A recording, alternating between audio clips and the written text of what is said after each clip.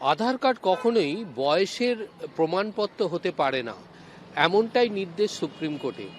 আধার কার্ডে যদি বয়সের প্রমাণ সংক্রান্ত বিষয়ে যদি সংশোধন করতে হয়, সেক্ষেত্রে বারবার সংশোধন করা যাবে না, সুপ্রিম কোর্ট পরিষ্কারভাবে জানিয়ে দিল।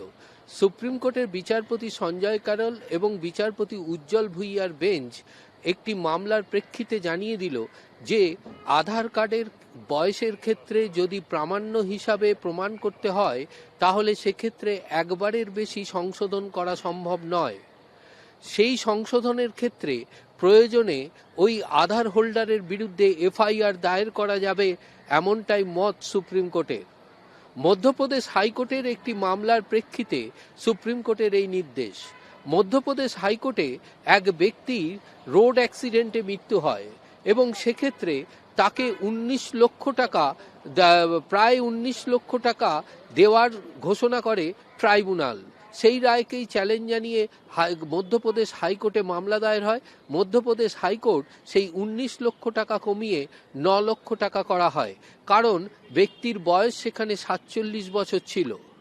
পরবর্তীকালে সেই রায়কেই চ্যালেঞ্জ জানিয়ে মৃতের পরিবারের পক্ষ থেকে সুপ্রিম কোর্টের দ্বারস্থ হয়।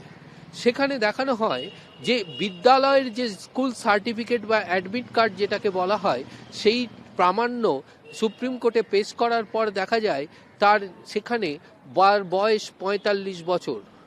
এক্ষেত্রেই সুপ্রিম কোর্ট পরিষ্কারভাবে জানিয়েছে যে বয়সের ক্ষেত্রে আধার কার্ড নয়, বিদ্যালয়ের সার্টিফিকেট, জন্ম শংসাপত্র এবং পাসপোর্ট, এই তিনটেকেই প্রাধান্য দেওয়া উচিত।